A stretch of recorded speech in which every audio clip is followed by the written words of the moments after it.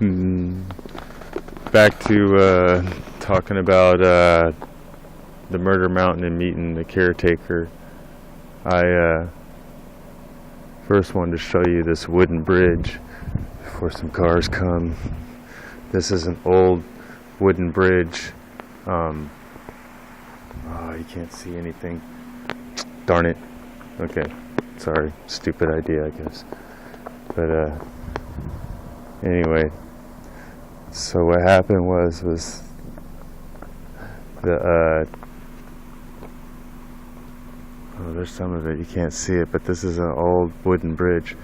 So what happened was I met this caretaker and we chatted for about 10 minutes because it was already getting dark, and I had him take me out to the Redwood Trail so I could try and make it down the mountain.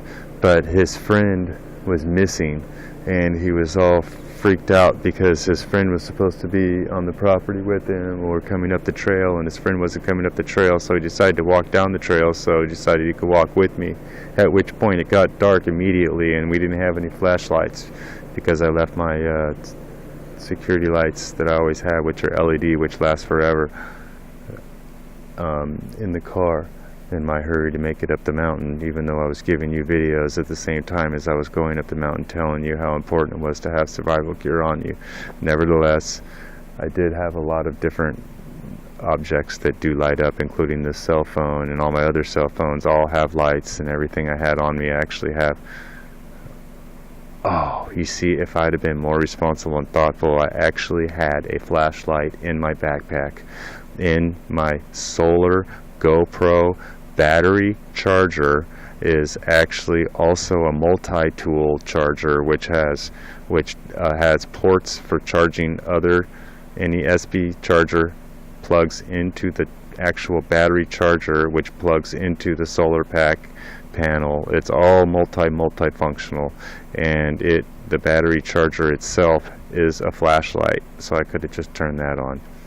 Nevertheless, so what happened was me and the caretaker kid, I don't remember his name, slammed down the mountain, but we didn't have any lights, so we were just using the will of good energy and us being the light that we needed to fend off any would-be predators or any problems, and just kind of felt our way, literally down the dark mountainous path, and found my car, at which point I was very graceful and happy, and I graced him with all sorts of goodies, which I named off a few things that you need to survive with in the woods.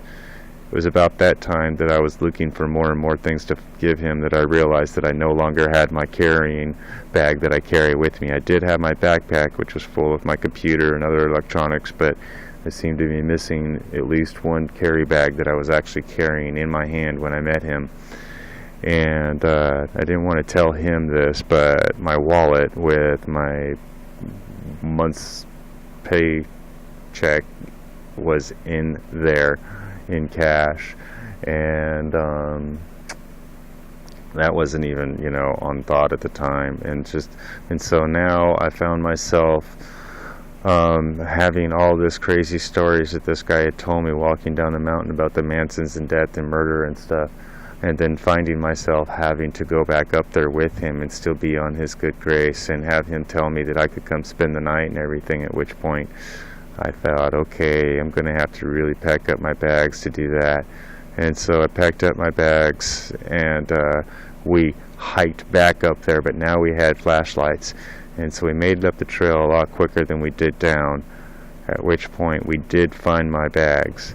And I was so graceful again that I sat there, and we sat outside and enjoyed the weather for a long time, and just sat there and tried to chill out and enjoy the nice night. But then he started telling me just terrifying more stories, and it was just about the same time I honestly thought there was people either way before he started telling me stories. And he just kept verifying things, because I heard whistles. I did hear people whistling, like that. And then he had mentioned later on that night how he'd heard weird whistlings and stuff and thought that was the hill people and different things. So that was just terrifying.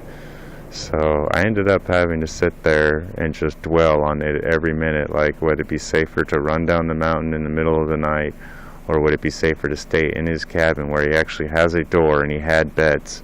But then I thought, if I were to sit or lay on that bed, would that be dangerous? And then he talked about his uncle seeing Sasquatches put their face in the window. Monsters, basically, is what he was saying, would come to that cabin. And he said that the other hikers showed up to his cabin, basically his property, in the middle of the night that he'd never seen before or knew anything about it. And they said they were looking for his property, but they had been actually camping miles past his property, and it didn't sound right at all.